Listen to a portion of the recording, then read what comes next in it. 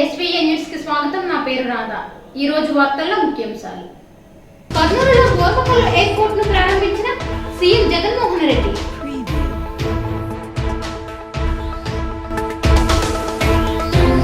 Visakha steel plant చాలా చరిత్ర ఉంది. TDP MP Rammohan Naidu.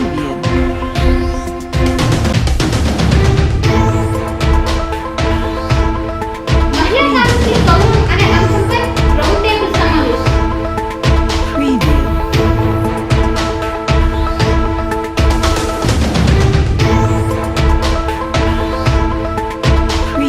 CM Jagan కర్నూలులో గోర్వకల్ ఎయిర్పోర్ట్ ను ప్రారంభించారు. దీనికి ఉయ్యాలవాడ నరసింహారెడ్డి అనే పేరును పెట్టినట్లు పేర్కొన్నారు. ఈ నెల 28 నుండి రాకపోకలు ప్రారంభమవుతాయని తెలిపారు. ఈ రోజు చరిత్రలో నిలిచిపోతుంది. 1008 ఎకరాలలో 153 కోట్ల రూపాయలతో నిర్మించామన్నారు. తొలి దశలో బెంగళూరు, విశాఖపట్నం, చెన్నైకు విమాన సర్వీసులు ఉంటాయన్నారు. ఇంతవరకు కర్నూలు నుంచి ప్రయాణం అంటే ఇంతవరకు ఆ ప్రయాణం రోడ్డు మార్గంలో అన్నా లేదా రైలు మార్గంలోనే ప్రయాణం ఇంతవరకు అందుబాటులో ఉండే ఇదే కర్నూలు జిల్లాలో ఇక మీదటి నుంచి విమాన ప్రయాణం కూడా జరగబోతా ఉంది. కాబట్టి ఈరోజు కర్నూలు జిల్లా ఎప్పటికీ కూడా గుర్తుపెట్టుకుంటుంది. ఈ నెల 28వ తారీఖు నుంచి ఇదే ఓర్వకల్ ఎయిర్పోర్ట్లో విమానాల రాకపోకలు కూడా మొదలవుతాయి. ప్రారంభంలో బెంగళూరు, చెన్నై, విశాఖపట్నం నగరాలకు ఈ సర్వీసులన్నీ కూడా నడిపిస్తారు. ఒకేసారి 4 విమానాలు పార్క్ చేసుకునే వీలు కూడా ఇక్కడ ఎయిర్పోర్ట్లో సౌకర్యం కూడా అందుబాటులోకి తీసుకురావడం జరిగింది. ఇప్పటి వరకు రాష్ట్రంలో 5 విమానాశ్రయాలు ఉంటే ఇది 6వ విమానాశ్రయం కాబోతా ఉంది. దాదాపుగా 2 సంవత్సరాలు కాబోస్తా ఉంది.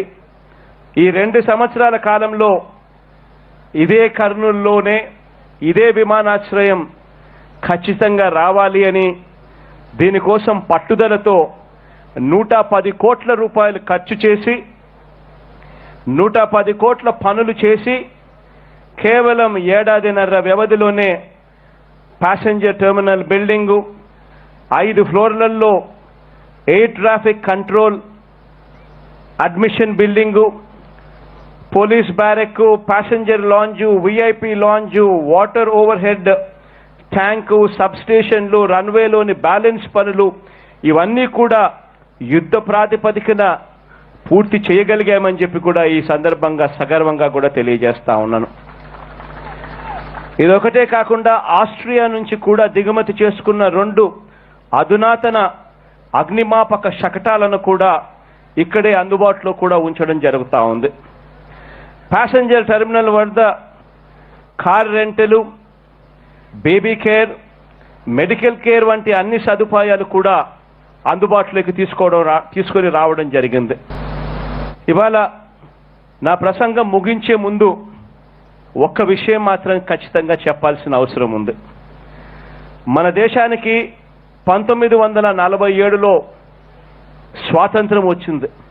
భారత జాతీయ కాంగ్రెస్ 1885లోనే పుట్టింది. 1915లో గాంధీ గారు మళ్ళీ మన దేశానికి తిరిగి వచ్చారు. 1917లో మొట్టమొదటిగా సత్యాగ్రహం చంపావరంలో, బీహార్లో జరిగింది. అయితే వీటినన్నిటికంటే ముందు ఈ గడ్డ మీద, ఈ కర్నూలు గడ్డ మీద స్వాతంత్రానికి 100 సంవత్సరాల ముందే మొదటి స్వాతంత్ర్య పోరాటం అని చెప్పి చరిత్రకారులు చెప్పిన 1857లో జరిగిన సిపాయి తిరుగుబాటు కన్నా ముందే 1847లోనే రైతుల పాలకుల గుండెల్లో నిద్రపోయిన ఒక మహా స్వాతంత్ర యోధుడు ఈ గడ్డ నుంచే వచ్చాడు. ఉయ్యాలవాడ నరసింహారెడ్డి. ఈరోజు ఆయనకు నివాళులుగా ఈ విమానాశ్రయానికి ఉయ్యాలవాడ నరసింహారెడ్డి విమానాశ్రయంగా పేరు పెడతా ఉన్నామని చెప్పి సందర్భంగా కూడా సగర్వంగా కూడా తెలియజేస్తా ఉన్నాను. దేవుడి దీవెనలు మీ అందరి చల్లని ఆశీస్సులతో మనందరి ప్రభుత్వం చేస్తా ఉన్న మంచి పనులకు ఇటీవలే పంచాయతీలో ఎన్నికలు కానీ, మున్సిపల్ ఎన్నికలు కానీ, కార్పొరేషన్ ఎన్నికల్లో కానీ మీ అందరి హృదయాల నుంచి మద్దతుగా నిలిచారు, మద్దతు పలికారు. మీకోసం మరింతగా పని చేస్తానని ప్రతి ఒక్క అక్క చెల్లెమ్మకు, ప్రతి ఒక్క సోదరుడికి, ప్రతి ఒక్క స్నేహితునికి నిండు మనస్సుతో తెలియజేస్తూ మీ అందరి ఆప్యాయతలకు శిరస్సు వంచి నమస్కరిస్తూ సెలవు తీసుకుంటా ఉన్నాను. విశాఖ ఉక్కు ఆంధ్రుల హక్కు అనే నినాదంతో టీడీపీ ఎంపీ రామ్మోహన్ నాయుడు మాట్లాడారు. విశాఖ ఉక్కు ప్రైవేటీకరణ కాకుండా ఉండడానికి తెలుగుదేశం నాయకులంతా మద్దతు పలుకుతున్నానన్నారు. విశాఖ స్టీల్ ప్లాంట్ కు చాలా చరిత్ర ఉందన్నారు. But madam, today I would like to talk about the most burning issue in the state of Andhra Pradesh, which is the privatization of Vizag Steel Plant. And in principle, agreement has been taken by the cabinet saying that 100% disinvestment should be made in RINL Vizag Steel Plant. On behalf of Telugu Desam Party and the people of Andhra Pradesh, we totally oppose this decision of privatization of Vizag Steel Plant, madam. And I would like to present my case by talking about the history of the inception of this plant. Around 7 to 8 years under the slogan of Vishaka Ukku Andhrula Hakku, which means the steel of Vizag is the right of Andhra, the people of both Telangana and Andhra Pradesh came together and fought with the center for the establishment of the steel plant. 32 people have lost their lives. 22,000 farmers have donated their lands for the establishment of this plant. So today, even if the owners of this plant is the central government, they have to realize that it was made on the sacrifices of the Telugu people, madam. If the central government has a big heart, then they would realize that privatization of this Vizag steel plant is not the right decision. But I see that they have conveniently ignored all the emotions and sentiments of the Telugu people, and they are going with a separate argument. And one of the arguments being made is that Vizag steel plant is a sick unit. I beg to differ, madam. I'd like to place some of the stats on record, where it is between 2000 and 2015, the turnover has been 1.4 lakh crores and profits after taxes of 12,600 crores. And for 13 consecutive years, it exceeded 100% capacity utilization. Vizag steel plant has achieved an all-time high of 1.3 million tons in exports. And recently, in times of COVID also, the workers have worked putting their lives at risk. And December 2020, profit of 212 crores. Jan 2021, 134 crores profit. Feb 2021, 165 crores profit. And this present month, they are expecting 300 plus crores profit. So I beg to differ whenever they say that Vizag steel plant is a sick unit. And the second argument being made by the central government often when it comes to disinvestment of PSUs is that we shouldn't waste taxpayers' money in these sick units. First of all, I explained it's not a sick unit, but the second argument where taxpayers' money is being used, I'd like to present my case here also. Since the inception of the Vizag steel plant, the contribution from the central government to the plant has been 4,900 crores in terms of equity and 1,300 crores in terms of restructuring package. So the total amount given is 6,200 crores. But what has the Vizag steel plant paid back to the central government? It is up to the tune of 43,000 crores. It is 5 times more than what the central government has donated, has given to the Vizag steel plant. So 43,000 crores in terms of taxes and dividends has been paid back.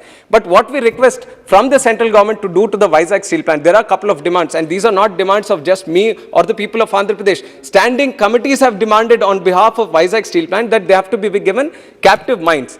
SAIL units, other steel plants, they are getting captive mines, they have captive mines, and they are getting per ton of steel at 1,500 rupees. Whereas Vizag steel plant, because it doesn't have the captive mine, it is getting at 7,000 rupees. And what is this amounting to? VSP loses 5,260 crores for every ton of steel it sells, and which is translated to a loss of 2,300 crores in the last fiscal year alone. So what we really request from the central government, if they want to help the Vizag steel plant, is that they should cater for captive mines for this and provide a level playing field just like other steel plants. And the other thing we are requesting is to reduce the interest rates. When Tata Steel Plant is getting loans from the banks at 8% interest rate, Vizag Steel Plant, which is under the finance department, which is under the central government, it is getting at 14%. And this again is resulting in losses up to the fact of 1,500 crores just in interest payments, madam. And there are other solutions also. Why not club SAIL and RNL together and try to take everyone in the same line? That is not being done. And when it comes to the exports of this iron ore, 82% of our total iron ore exports goes to China. We are blocking apps from China. We are trying to see that made in India be boosted. Now 80% of iron ore is going to China, and China accounts for all the global steel output. When you have such good functioning steel plants within the country, why don't you give the existing iron ore to them and help them, which is under your own care? So this is what we are requesting. Why show the stepmotherly treatment towards Andhra? And I'm saying stepmotherly because on 16th of March, the Honorable Minister of Heavy Industries, I'll complete in 1 minute, madam. Heavy Industries and Public Enterprises says on the floor of the House that those PSUs which can be revived will be revived. This is a statement from the central government. And where is it applicable? Only in Gujarat, madam. GSPC, which has been a SIC unit, ONGC acquired 80% of Gujarat State Petroleum Corporation for nearly 8,000 crores. ONGC even pays 1,300 crores. So this attitude is being shown to PSUs in Gujarat. Why not to the plants in Vizag? Why this stepmotherly treatment? The central government talks about one nation, one election, one nation, one ration, and so many things which should be in one nation, one constitution. I demand for one nation, one justice. If something is happening from the central government towards Gujarat in a certain way, I would request that also be happening to Vizag Steel Plant, which is in the state of Andhra Pradesh, madam. If the central government doesn't want to listen to me, I would like to give a cue from the former Prime Minister Atal Bihari Vajpayee ji, madam. We really miss him from the state of Andhra Pradesh, especially today, because a similar case of privatization came during the NDA 1 rule under the Prime Ministership of Vajpayee ji. Then Chandrababu Naidu ji, who was the Chief Minister, and Yaran Naidu ji, who was the Parliamentary Party leader from TDP, they led a delegation from Andhra Pradesh. They met Vajpayee ji. He listened to the unions, to the leaders, to the people of Visakhapatnam and Andhra Pradesh. He understood the emotions, the sentiments, and he then provided equity to Vizag Steel Plant. ప్రభుత్వ సంక్షేమ పథకాలు అందుకోవాలంటే వీధి వ్యాపారులు, అసంఘటిత కార్మికులు తప్పనిసరిగా గుర్తింపు కార్డులు పొందాలి అని GVMC zone commissioner P Simhachalam సూచించారు. మహిళా కార్మికుల గౌరవం అనే అంశంపై గురువారం ద్వారకానగర్ పౌర గ్రంథాలయంలో నిర్వహించిన రౌండ్ టేబుల్ సమావేశంలో ఆయన మాట్లాడారు. ఈరోజు ట్యాక్స్ని మహిళా యాక్షన్ వాళ్ళు, అలాగే మన లేబర్ కోర్టు, ఆ రోజుకి మనకి అవసరాలు, మన ఇంటి అవసరాలు ఎంత అవసరమో, ఏ అవసరానికి ఉపయోగించి మనకు ఇచ్చారో దానికి కేటాయించిన అవసరం లేదు. బడ్జెట్ మనకి ఉంది. ఒక్కొక్క విభాగానికి లేదా ఒక్కొక్క డిపార్ట్మెంట్కి ఎంత బడ్జెట్ కేటాయింపు చేస్తున్నాం. సో ఆ నిధుల్ని ఆ డిపార్ట్మెంట్ తరఫున ఆ అవసరానికి మాత్రమే మనం వాడతాం. దాన్ని డైవర్ట్ చేస్తే అది వైలేషన్ అవుతుంది. డైవర్ట్ చేయకూడదు. ఇప్పుడు మనం కూడా అంతే, గృహం కూడా అంతే. గృహంలో ఉద్యోగానికి, మన నిత్యావసరాలకి ఎలా అయితే మనం బడ్జెట్ కేటాయించుకుంటామో, అలాగే మిగిలిన అవసరాలకి, చదువులకి, అలాగే ఆరోగ్యానికి, మనం చేస్తున్న ఏదైతే మనం చేస్తున్నామో, మనం చేస్తున్న పనులకి, వాటికి దేనికి ఎంత ఒక కనీసం 1000 మీరు లోన్ ఇప్పించాలి, నాకు అది ఇంపార్టెంట్ అని చెప్తే, నేను పర్సనల్గా అన్ని బ్యాంకులకి అప్పుడున్న పొలిటీషియన్స్ కొంతమంది సపోర్ట్ ఇచ్చారు. ఎంపీ గారు హరిబాబు గారు కానీ, లేకపోతే కొంతమంది ఎమ్మెల్యేలు కానీ, మాకు చేసి పెట్టండి, మా ఏరియాలో ప్రాబ్లం పెట్టండి అంటే ఒక పెట్టి, మీరు ఇది నమ్మసంఖ్య కాకపోయినా కానీ 1 ఇయర్లోనే నేను 2500 మందికి నేను లోన్ ఇప్పించాను. అన్ని బ్యాంకులు అందరినీ కూడా దెబ్బలాడాను. వాళ్ళకి ఏదైతే రిజర్వ్ బ్యాంక్ గైడ్లైన్స్ ఉన్నాయో, లేదా గవర్నమెంట్ ముద్రాలతో ఇచ్చిన గైడ్లైన్స్ అన్ని కూడా నేను మళ్ళీ ఒక ప్రొసీడింగ్స్ రూపంలో తయారు చేసి వాళ్ళందరికీ బ్యాంకులు పంపించాను. పంపించి మీటింగ్లు పెట్టించి ఎవరైతే సరిగా వినడం లేదో వాళ్ళకు కూడా కలెక్టర్ ద్వారా ఇన్స్ట్రక్షన్స్ ఇప్పించి పర్సనల్గా వాళ్ళని మనం ఎప్పటికప్పుడు వాళ్ళని కలిసి వాళ్ళని కూడా మనం రిక్వెస్ట్ చేసుకొని 2500 వరకు మన సిటీలో ఇవ్వగలిగాం. అది నేను చాలా. నా పేరు ఇర్ఫాన్ అండి. నేను యాక్షన్ ఎయిడ్లో వర్క్ చేస్తున్నాను హైదరాబాద్ రీజనల్ ఆఫీస్లో. సో ఈరోజు విశాఖపట్నంలో లేబర్ కోడ్స్ మీద అండ్ లేబర్ కోడ్స్లో వచ్చే ప్రమాదాల గురించి డిస్కస్ చేసేకి ఈ యొక్క మీటింగ్ పెట్టాము. దాంతోపాటు లేబర్ కోడ్స్తో పాటు విమెన్స్ ఇష్యూస్ మీద కూడా వర్క్ చేస్తున్నాం మేము. So women's issues, labour women చాలామంది ఉన్నారు మాకు. విమెన్ వర్కర్స్ చాలామంది ఉన్నారు, జస్ట్ లైక్ కన్స్ట్రక్షన్ వర్కర్స్ కానీ, డొమెస్టిక్ వర్కర్స్, ఇంట్లో పనిచేసే వాళ్ళు కానీ, స్ట్రీట్ వెండర్స్ కూడా ఉన్నారు. దాంట్లో చాలామందికి వేరే ఎన్జిఓస్ని పిలిచాము, ఎన్జిఓస్ వచ్చారు. దీంట్లో జీవీఎంసీ కమిషనర్ గారు కూడా వచ్చారు, ఫోర్త్ జోన్ జీవీఎంసీ కమిషనర్ గారు. దాంతోపాటు వేరే స్టేక్ హోల్డర్స్ కూడా పిలవడం జరిగింది. సార్, ఇప్పుడు లేబర్ చేసినట్టు వాళ్ళకి ఐడెంటిటీ కార్డు అది ప్రవేశపెట్టలేదు, చాలా ఇబ్బందులు పెట్టి చాలామంది అడిగి వెళ్ళడం అవుతుందండి మన లేబర్ ఆఫీస్ నుండి. దానిపైన దీన్ని కూడా మీ ఇంట్రెస్ట్ చూపించండి sir.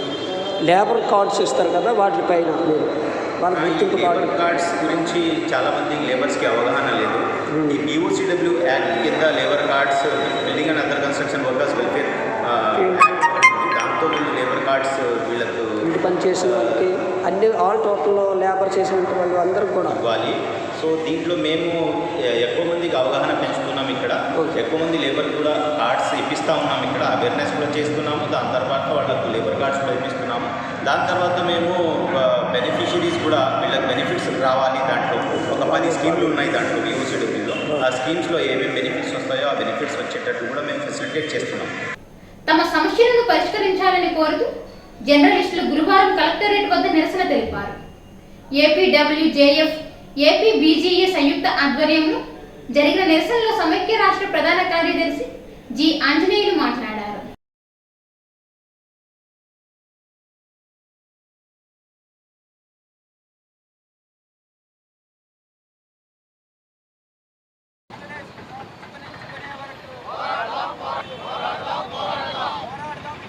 Andhra Pradesh working journalist federation ఆధ్వర్యంలో ఈవేళ అన్ని జిల్లా కేంద్రాల్లో అక్రిడేషన్లను మంజూరు చేయాలని చెప్పేసి కోరుతూ ఆందోళన కార్యక్రమం జరుగుతూ ఉన్నది.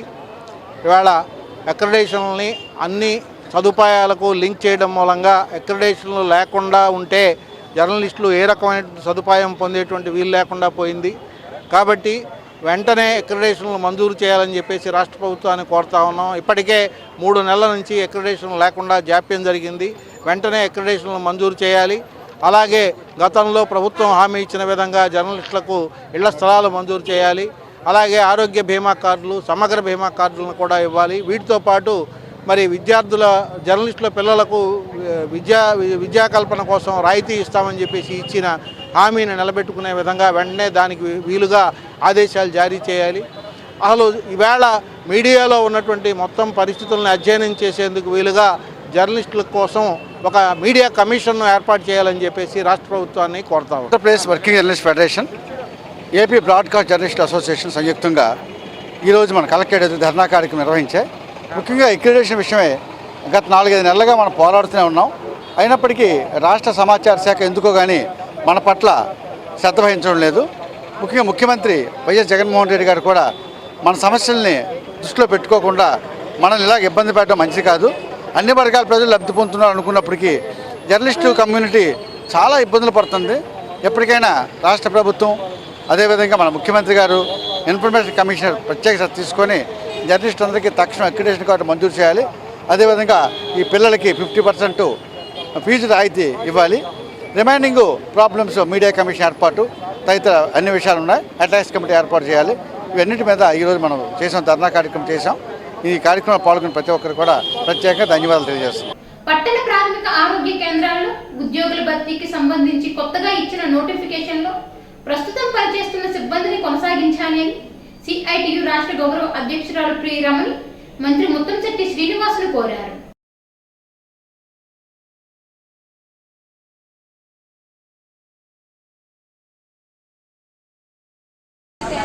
అర్థం కావట్లేదు సార్. మేము ఎంతో కష్టం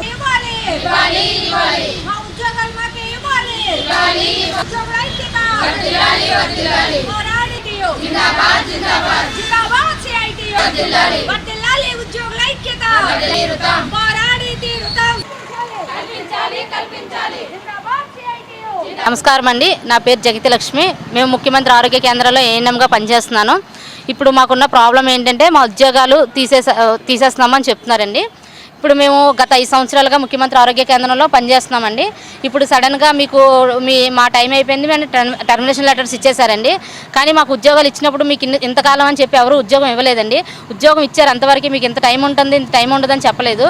ఇప్పుడు మేము 3 నెలల నుంచి కూడా దీనికోసమనే పోరాడుతున్నామండి. మొత్తం ఎమ్మెల్యేల దగ్గరికి, ఎంపీల దగ్గరికి, మినిస్టర్ల దగ్గరికి అందరికీ వెళ్ళామండి. ఆళ్ళనాని గారి దగ్గరికి కూడా వెళ్ళి లెటర్ ఇచ్చామండి. అందరూ కూడా మేము చూస్తాము అంటున్నారు తప్ప మేము మీకు ఎందుకమ్మా, మీకు మేము భరోసా ఇస్తున్నాము, మేము చూసుకుంటామని ఎవరు కూడా మాకు భరోసా ఇవ్వట్లేదండి. ఇప్పుడు మా పరిస్థితి ఏంటి? మేము కోవిడ్లో ఎంతో సేవ చేసాం.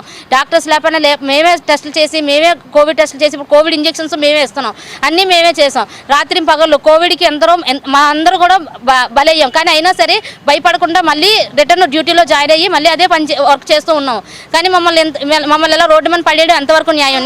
జగన్ అన్న మీరు వచ్చిన తర్వాత మాకు కాంట్రాక్ట్ అవుట్ సోర్సింగ్ చేసిన వాళ్ళందరినీ పర్మనెంట్ చేస్తామని చెప్పారు. అనే మీరు చెప్పినవన్నీ చేస్తున్నారు. కానీ మాది కూడా అలాగా మా ఉద్యోగాలు కూడా ఇప్పిస్తారని కోరుతున్నాం అన్న. అది జగన్ అన్న మీరు వచ్చిన తర్వాత మీరు ఉద్యోగాలు ఇచ్చేవాళ్ళే తప్ప తీసేవాళ్ళు లేదు. కానీ మీరు కూడా అదే పని చేస్తే అది కరెక్ట్ కాదండి. మీరు చెప్పినట్లుగానే మా ఉద్యోగాలు మాకు ఇప్పిస్తే చాలని. మీరు ఉద్యోగాలు ఇస్తారని అనుకుంటున్నాం, మీరు తీస్తారని మేము ఎప్పుడు అనుకోము. మీరు కన్ఫర్మ్గా మా ఉద్యోగాలు మాకు ఇవ్వాలి. మొత్తం విశాఖ జిల్లాలోనే 150 మంది ఉన్నాం. 150 మంది ఇప్పుడు ఏప్రిల్ 1 నుంచి రోడ్డు మీద పడాలని అన్న. మీరు మాత్రం మా అందు దయ ఉంచి మా ఉద్యోగాలు మేము చేసిన కోవిడ్ సేవలకి గుర్తించి మాకు ఈ ఉద్యోగాలు ఇప్పిస్తారని కోరుకుంటున్నామని. యూపీఎస్సీలో ఏఎన్ఎంగా వర్క్ చేస్తున్నామండి. మేము గత 5 సంవత్సరాలుగా ఈ యూపీఎస్సీలో ప్రజలందరికీ కోవిడ్ టైంలో కూడా సేవలు అందించామండి. మా ప్రాణాలకు తెగించి మేము ఇంత కష్టకాలంలో మేము పని చేస్తున్నాం. ఇప్పుడు మా పనికి వాల్యూ ఇవ్వడం లేదండి. ఇప్పుడు మేము మా ఉద్యోగాలు తీసేసి మమ్మల్ని రోడ్డు మీద నిల్చోబెట్టారండి. రేపొద్దున ఫస్ట్ మా పరిస్థితి ఏంటో మాకు ఆందోళన వ్యక్తం చేస్తున్నామండి. మేము మా రిప్రజెంటేషన్ కోసమని మినిస్టర్ని, ఎమ్మెల్యేని, ఎంపీలని అందరినీ కలిసాం. ఎవరి నుంచి ఎటువంటి స్పందన లేదు. జగనన్న వరకు చేరటం లేదు. ఈ విధంగా అయినా మేము నిరసనలు తెలపడం ద్వారా జగనన్న ద్వారా తెలిసి మమ్మల్ని మా గోడు విని మమ్మల్ని మా ఉద్యోగాల్లో వెంటనే కొనసాగించాలని ప్రకటన ఇవ్వాలని కోరుతున్నామండి. ఏదైతే యూపీఎస్సీ కొత్తగా రిక్రూట్మెంట్ చేస్తున్నారో మమ్మల్ని అందరినీ కొనసాగించి కొత్త నోటిఫికేషన్ ఇవ్వాలని చెప్పేసి జగనన్న విన్నవించుకుంటున్నామండి. మేము జగనన్న వచ్చినప్పుడు ఒకటే చెప్పారండి, మాది ఉద్యోగాలు ఇచ్చే ప్రభుత్వం కానీ తీసే ప్రభుత్వం కాదని చెప్పారు. మీ మాట మీరందరికీ కూడా మీ మాట నిలబెట్టుకున్నారు. ఆశా వర్కర్లకి జీతాలు పెంచారు, అంగన్వాడీలకు జీతాలు పెంచారు, అందరికీ న్యాయం చేశారు. కానీ మా గురించి ఇప్పుడు మీరు ఆలోచించటం లేదు. ఎందుకన్నా మీ దృష్టికి మీరు రావట్లేదా? మమ్మల్ని దృష్టికి మీరు తీసుకెళ్ళటం లేదా? ఎవరును మేము ఇంతమందిని కలుస్తున్నాం కదా, మీరు ఎవరు కూడా మా రిప్రజెంటేషన్ మీకు ఇవ్వడం లేదా? మా గోడ ఎందుకు పట్టించుకోవటం లేదు? మేము కరోనా టైంలో కష్టకాలంలో ప్రాణాలకు తెగించి మా ప్రాణాలను ఫనంగా పెట్టి కోవిడ్ సేవలు అందించి హోమ్ ఐసోలేషన్, కోవిడ్ వచ్చిన పేషెంట్ని విజిట్లు చేసి వాళ్ళకి మందులు ఇచ్చి వాళ్ళకి ఆరోగ్య భద్రత కూడా మేము కల్పించాం, అందరికీ సేవలు అందించాం. ఇప్పుడు మాకు ఉద్యోగ భద్రత కల్పించట్లేదన్న. మా ఉద్యోగాలు మాకు ఇప్పించండి, మా స్థానాల్లో మమ్మల్ని యథావిధిగా కొనసాగించి మాకు ఉద్యోగ భద్రత కల్పించి మీరున్నారని నిరూపించుకోండి అన్న. మాకు ఉద్యమం ఒకటేనన్న, మీరు మా యథావిధిగా మా స్థానాల్లో కొనసాగించి మాకు అన్యాయం చేయకుండా చూడమని అడుగుతున్నామని. కేంద్ర ప్రభుత్వం కార్మిక వ్యతిరేక విధానాలకు నిరసనగా భారత్ బంద్ను విజయవంతం చేయాలి అని ఏఐటియుసి రాష్ట్ర కార్యదర్శి పాడాల రమణ పిలుపునిచ్చారు. సంఘం ఆధ్వర్యంలో సీతమ్మధార కూడలి నుంచి హెచ్బి కాలనీ DCI కార్యాలయం వరకు ర్యాలీ నిర్వహించారు.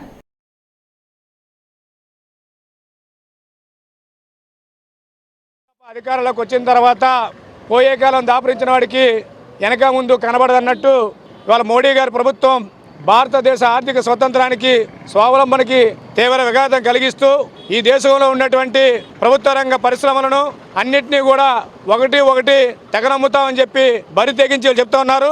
చెలక్కాయలు తిని చెగుతుడుచుకున్నట్టుగా అంత ఈజీగా పార్లమెంట్లోని ఇవాళ ప్రధానమంత్రి గారు, మంత్రులు, కేబినెట్ మంత్రులు ప్రకటన చేస్తున్నారు. 100% ప్రైవేటీకరణ చేస్తాం, 100% ఇంకా ప్రైవేటీకరణ చేస్తామని. అసలు భారతదేశ స్వతంత్రం వచ్చిన తర్వాత, అనేక మంది పరిపాలన చేసిన తర్వాత ఈ 6 ఏళ్ల కాలంలో నరేంద్ర మోడీ గారి ప్రభుత్వం ఈ భారతదేశ ప్రజానీకానికి ఉపాధి కల్పించే విధంగానే ఇవాళ భారతదేశ అభివృద్ధి కోసం ఉపయోగపడే ఒక్క పరిశ్రమను తీసుకొచ్చారా?